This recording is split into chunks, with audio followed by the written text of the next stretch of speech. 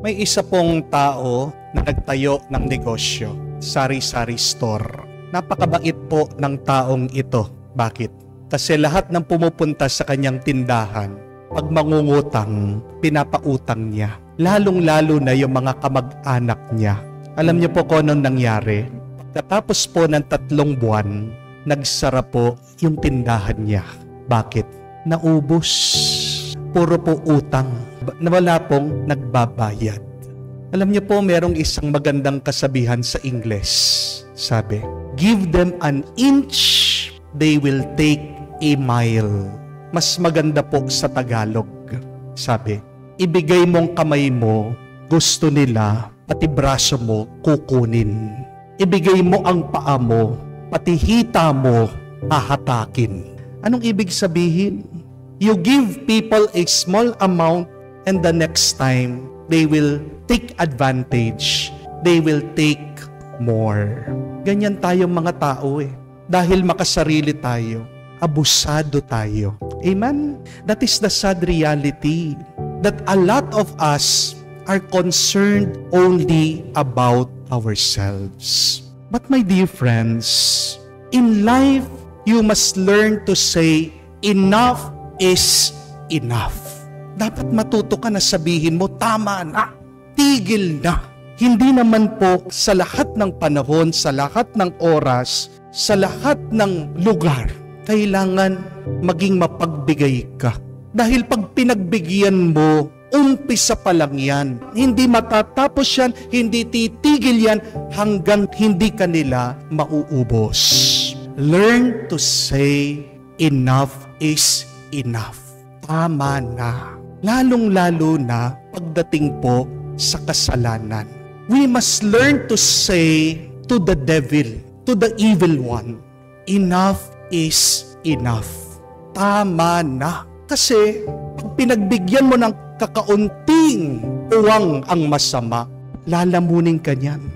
The devil will also take advantage of you. Because what is the objective, the goal of the devil? Your soul. Hindi titigil ang demonyo hanggang hindi niya nakukuha ang kaluluwa mo. Kaya nga ang ating Panginoon, pinapaalala po niya sa atin na sa pagsunod sa kautusan ng Diyos, kailangan lahat ng kanyang utos sundin natin. Sabi niya, dumating siya to fulfill the law. All of the law. Hindi pwede yung mga importante lang. Hindi pwede yung mga mahahalaga. Pero yung mga maliliit, sasabihin mo, okay lang. Simple lang yan. Ordinaryo lang yan. Mapapatawad pa naman ng Diyos. Anong sinasabi ng Panginoon? Whoever breaks one of the least of this commandment, you will be considered the least in the kingdom of heaven. Pero kahit na daw, maliit na kautusan, pag sinusundan mo yan, you will be called the greatest in heaven. Magiging marangal ka sa langit. Ang mga kautusan ng Diyos ay pagsubok kung tayo ba ay karapat-dapat sa langit. Huwag mong bibigyan ng pagkakataon ang demonyo na makuha ka. Dahil pag binigyan mo siya ng puwang, patay ka na. Ang mga malalaking kasalanan nag-uumpisa sa mga maliliit. Nung ako po ay pumupunta sa jail, minsan nakakausap ko ang mga nakakulong. At mabibigla po kayo kung paano humantong sila doon sa buhay ng kasamaan. Yung mga nakapag-rape, nag-umpisa po sa pamboboso. Yung pong mga nakapagnakaw, nag-umpisa po sa pangungupit. Yung mga nakapatay, nag-umpisa lang po doon sa mga panonood ng horror films. Nakakakita sila ng mga pinapatay. Yung pong mga nakapambabae, nag-umpisa po sa pagsisinungaling. May tawag po sila dyan sa psychology. The broken window theory. Ano pong ibig sabihin? Pag daw po pinabayaan mo yung maliit na basag sa bintana, aakalain ng ibang tao na walang nag-aayos o nagbabantay dyan. Kaya nga, yung maliit na sira, parang binibigyan mo ng permiso yung ibang tao na sirain pa yung ibang maayos na parte ng bintana. A little chaos, a little discord will grow into a big chaos, a big discord. Kaya nga po, sinasabi ng mga psychologists, habang maliit pa lang, ayusin mo na. Kasi pag pinabayaan mo yung maliit, lalaki at lalaki, mahihirapan ka. Ganyan din po sa buhay kabanalan. Kung gusto mong maging banal, kailangan mag-umpisa ka doon sa mga maliliit na kagustuhan ng Diyos. Kaya nga ang tao minsan tinatamad o nawawalan ng gana sa pagsunod sa kagustuhan ng Diyos. Kasi palagi iniisip, mahirap yan. Pero bakit hindi mo umpisahan dun sa maliit, dun sa kaya mo? Dahil pag doon sa simple, mabibigyan ka ng lakas, ng inspirasyon na itutuloy mo dun sa mga ibang mabuti na pwede mo pang gawin. Halimbawa, pagkagising mo pa lang, tuklip mo na yung iyong kumot. That will give you a sense of fulfillment and accomplishment. Pagkatapos nun, yung pinagkainan mo, ligpit mo, hugasan mo. Kaya naman, pag naramdaman mo na umpisa pa lang ng iyong araw, areglado ng lahat. Pagpunta mo dun sa iyong trabaho, medyo may gana ka. Gagawin mo na yung iyong mga responsibilidad, yung iyong obligasyon. Pero bakit umpisa pa lang ng araw, wala ka ng gana? Kasi inumpisahan mo na magulo. Hindi po ba? Magulong umpisa, magulong pagtatapos. Amen? Pagkagising mo pa lang, bakit hindi mo subukan? Halikan mo yung asawa mo. Compliment them. Sabihin mo, I love you. Good morning. Kesa dun sa umaga pa lang, nagrereklamo ka na. Binubunganga mo na yung asawa mo. Kaya nga, pagkatapos, buong araw, nag-aaway kayo. Hindi po ba? Yung maliit na kabaitan, yung maliit na kabutihan, manganganak yan, lalaki at lalaki. Yung mga ibang tao, palaging nagrereklamo, ang hirap ng buhay, malas daw sila. Pero bakit? Yung napakasimple na pagbibigay ng karangalan lang sa Diyos, hindi nila magawa. Buong linggo nila, wala silang gana, napakagulo na kanilang buhay. Kasi umpisa pa lang ng linggo, hindi na sila nagdadasal. Hindi na sila nagsisimba. What is the first commandment? If not to honor God, to have no other gods beside Him. Pero nagkakaroon tayo ng ibang Diyos. Pag inuuna mo yung trabaho, inuuna mo yung pera, inuuna mo yung barkada, inuuna mo yung pahinga, mahalaga po yan eh. Pero baka nakakalimutan natin yung sinasabi at turo ni Jesus. Seek first the kingdom of God, and everything will be given to you besides. Kung meron dapat tayong pagbigyan, dapat ang Diyos. Hindi po ba? Pagbigyan mo ang Diyos, mas babasbasan Kanya. Pero ang dami sa atin ang tigas-tigas ng ulo. Palagi natin pinagbibigyan ang masama. Oo, sa umpisa lang masarap, pero sa huli, yan ang iyong pag-iyak. Nandyan ang luha, nandyan ang lungkot. My dear friends, learn to say enough is enough. We pray. Let us ask the Lord to give us the grace to say yes to Him always. This is the beginning of a blessed life. Ano pong tawag niyo sa isang taong tapat, tahimik, nagmamahal, nagbibigay, nagsasakripisyo, kahit na nasasaktan siya, kahit na nahihirapan siya? Anong tawag niyo doon? Ang tawag po doon, kabanalan. Amen? Ano naman tawag mo doon sa taong tahimik, tapat, na nagmamahal, nagbibigay, nagsasakripisyo, kahit na nahihirapan siya, pero alam niya, niloloko na siya. Pero alam niya, inaabuso na siya. Anong tawag niya po doon? Ang tawag doon, katangahan, kamangmangan. Amen? Tinatawag po tayo ng Diyos, inaanyayahan tayo ni Jesus, oo, ang maging tapat sa paghihirap, ang magpatuloy sa bigat, suliranin at problema ng buhay. Si Jesus ang nagsasabi sa atin na kung gusto natin sumunod sa Kanya, dapat buhatin natin, yakapin natin ang ating mga krus. Amen? Ang tawag doon, kabanalan. Pero hindi tayo inaanyayahan ng Diyos na maging tanga, mangmang sa hirap at pagsubok. Ito nga Sinasabihan tayo ni Jesus, be cunning and wise as serpents. Maging matalino kayo, kamukha ng mga ahas. Huwag kayong maging mangmang sa buhay. Huwag kang magpakatanga sa buhay. Oo, hindi natin maaalis ang pagsubok, ang sakit, ang hirap ng buhay. But we are invited by the Lord, please, suffer intelligently. Please, suffer wisely. Please, suffer smartly. Tinuturuan nga niya ang mga apostol, ang mga disipulo, tayong lahat, kung anong mangyayari sa atin. Meron talagang mga tao na makakasakit at makakasakit sa inyo. At pag nasasaktan kayo, pag inaabuso kayo, pag ginagamit kayo, at pag may panganib sa inyong buhay, si Jesus pa'y nagsasabi, umalis kayo. Huwag kayong mananatili dyan. Para sinasabi niya, sinasaktan ka na nga. Sige ka pa rin ng sige. Sinasaktan ka na nga, nahihirapan ka na nga, nananatili ka pa rin. Hindi ka banalan yan. Kung alam mo niloloko ka, kung alam mo inaabuso ka, kung alam mo ginagamit ka, kung alam mo may panganib sa iyong buhay, hindi ka banalan yan. Kamangmangan na yan, katangahan na yan. And there is no virtue in stupidity. Amen? There is no value in being unwise. Diba? Meron nga pong kasabihan better to be safe than sorry. Hindi ka naman lulundag sa tubig, sa dagat, na hindi mo muna chinek. Baka may dikya dyan, baka may pating dyan. Di po ba? Hindi mo na mapapabayaan yung anak mo na maglaro doon sa buhangin, hindi mo chinecheck, baka may makasugat sa kanya. Baka may matalim na bagay, baka may bubog. Di po ba? Hindi mo naman iinumin, kakainin ng isang pagkain na hindi mo chinecheck, baka expired na yan. Amen? Hindi ka naman sasakay sa swing na hindi mo muna chinecheck, ligtas ba yan? Baka sira na yung mga chains, yung kadena.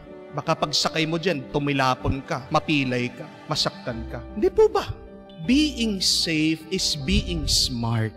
And the Lord wants us to be smart and safe. Amen? Dahil paano mo pa magpapatuloy ang misyon ng Panginoon kung may panganib sa buhay mo, kung masasaktan ka, kung mamamatay ka? Di po ba? Pero napakarami sa atin, yan ang kasalanan. We are so careless. We do not use this, our intelligence. Hindi natin ginagamit ang isip natin na pinagkaloob ng Diyos sa atin. Napakarami sa atin, sugod lang ng sugod. Napakarami alam ko, nagli-live-in. Mahal ko po siya, Father Ang tagal-tagal na nagsasama. Binigay na ang lahat, pera, binili pa ng sasakyan. Yan ang nangyari, tahimik, merong iba yung kinakasama. May kutob na, meron ng mga ebidensya, dinideny pa rin. Ano yan? Pagiging martir o pagiging tanga na lang? Di po ba? Merong mga iba na dadala sa quick money scheme. Dodoble yung pera mo dito. Ay, oo. Sige, ibibigay lahat ng pera. Nagtitiwala. Ano nangyari? Nawala. Parang bula. Kasi hindi mo na pinag-aralan. Nung minsan, nagbibigay po ako ng retreat sa mga magulang, mga bata, high school. Pagkatapos po ng aking talk, question and answer, nagtatanong po sa akin. Ito pong isang bata, isang binata, nagtanong, sabi niya, Father, bakit po ba yung mga magulang namin, hindi kami mapagkatiwalaan? Bakit hindi po kami pabayaan na lumabas, gawin po namin yung gusto namin, ang tanda-tanda na po namin, palagi kami kinukulong sa bahay? Ang sagot ko po, sabi ko, siyempre, mahal kayo ng inyong mga magulang. Siyempre, nililigtas lang kayo sa kapahamakan, sa panganib. Because I tell you, sabi ko po doon sa bata, there are a lot of evil and bad people in the world. Amen? Hindi naman lahat ng tao sa mundo mapagkakatiwalaan mo. At hindi naman lahat namang nangyayari sa labas mabuti at magiging kang ligtas. Can you prevent an accident? Pag nasaktan ka, pag nasugatan ka, pag naaksidente ka, mababalik mo pa ba yung kahapon? Mababalik mo pa ba ang oras? Hindi na. Because the reminder is, it is better safe than sorry. Kailangan po nating tandaan ito. That yes, we cannot remove pain and suffering in our life. The Lord reminds us that. But please, suffer wisely. Suffer intelligently. Suffer smartly. Dahil pag matalino kang naghihirap, pag matalino kang nagtitiis sa sakit, magiging magaan ang sakit, ang pagsubok at suliranin. Amen? Maghirap kang matalino, makikita mo magiging magaan ang buhay mo.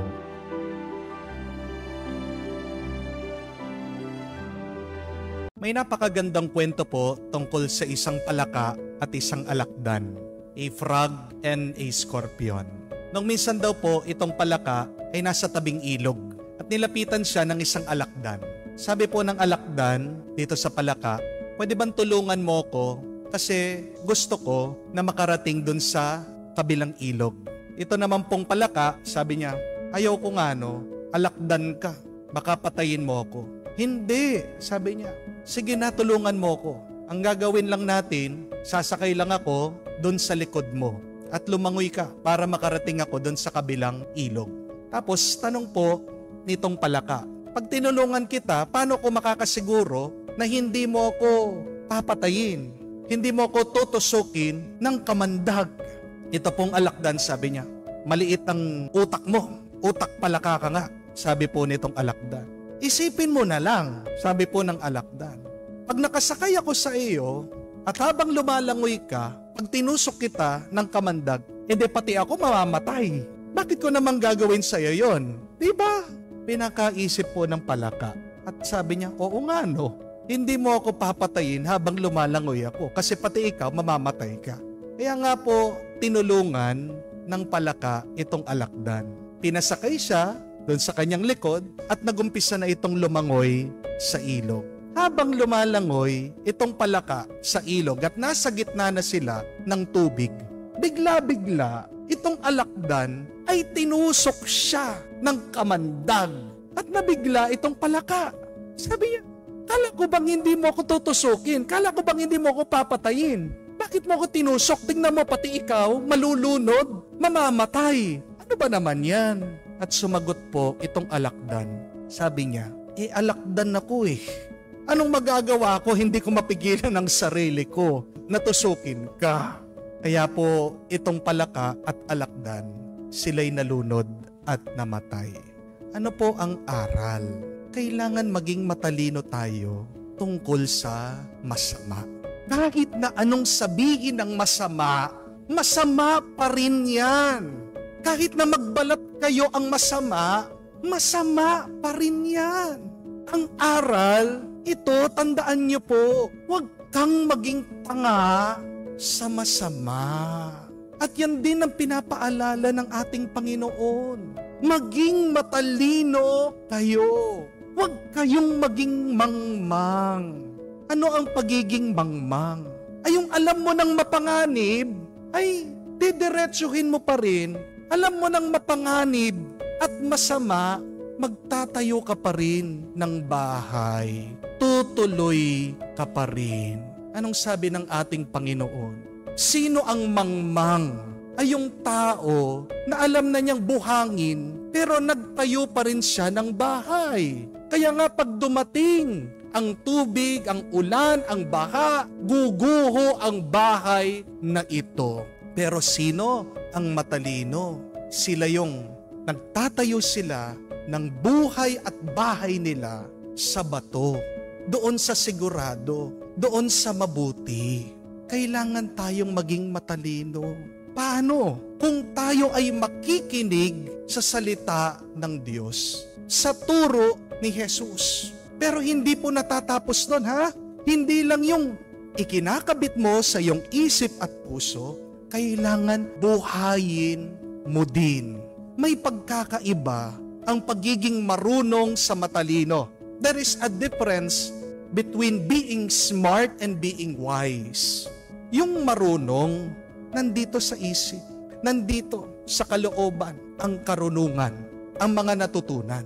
Pero ang matalino, hindi lang niya inilagay o tinago ang kanyang natututunan, pero binubuhay pa niya. Kung alam niya mapanganib, kung alam niya mapapasama siya, iiwasan niya ito. Ito yung ibig sabihin ng pagiging matalino. At ang nakakalungkot, marami po sa atin marunong. Alam nila ang tama sa mali, pero marami sa atin hindi matalino. Pasensya na po sa salita. In other words, marami sa atin ang tanga-tanga. Anong ibig sabihin ng ang tanga-tanga? Alam na nilang masama, ginagawa pa. Pero bakit sila napapasama? Bakit sila nabibitag, nahuhulog sa patibong ng masama? Alam na nila, ginagawa pa. Masama na nga, binubuhay pa. Kasi merong isang salita na palaging ginagamit ang masama para makuha niya tayo. At alam niyo po ba kung ano yung salitang yon? Yun yung salitang okay lang. Tandaan niyo po yung salitang yon. Maririnig at maririnig natin yon sa ating kalooban. Pag alam natin masama, pero anong sasabihin ng demonyo? Okay lang. Kamukha sa bisyo. Alam mo na masama ang paninigarilyo sa iyo, pero ano sasabihin ng demonyo? Okay lang. Alam mo, masama ang kumain ka ng mga matataba, maalat, matatamis. Pero ano sasabihin ng demonyo? Okay lang. Paminsan-minsan lang naman eh. Okay lang. Meron namang gamot eh. Pagsusugal. Alam natin, napapasama tayo pag napapasobra. Hindi po ba? Pero anong nararamdaman? Anong naririnig mo? Okay lang. Wala kang gana sa pagsisimba. Alam mo, kailangan ka magsimba para manatili ang ugnayan mo sa Diyos. Pero nasasabi ng demonyo, okay lang. May asawa ka, pero may nakikita kang iba. Meron lumalapit sa iyo. Meron nagtutukso sa iyo. Ano sasabihin ng demonyo? Okay lang. Walang kakulangan sa karunungan sa atin. Ang pagkukulang sa atin ay ang pagiging matalino. At anong ibig sabihin ng pagiging matalino? Wise. Yung alam natin, sana gawin natin. Yung alam natin, sana buhayin natin. Kung alam mo masama, iwasan mo. Kung alam mong masama, labanan mo. Kahit na ano pang itsura ng masama, magpaganda man ito, magbalat kayo man ito, magkunwari man ito na mabuti, masama pa rin ito. Isang babala, huwag ka naman sanang maging tanga sa masama dahil mag-uumpisa, nakukumbinsihin ka, sasabihin sa'yo, hindi ka sasaktan, pero niloloko ka lang yan. Kalaunan, ikaw ay matutusok pa rin sa kamandag na nakakamatay sa iyong kaluluwa. Humiling tayo sa lakas at sa katalinuhan ng Diyos.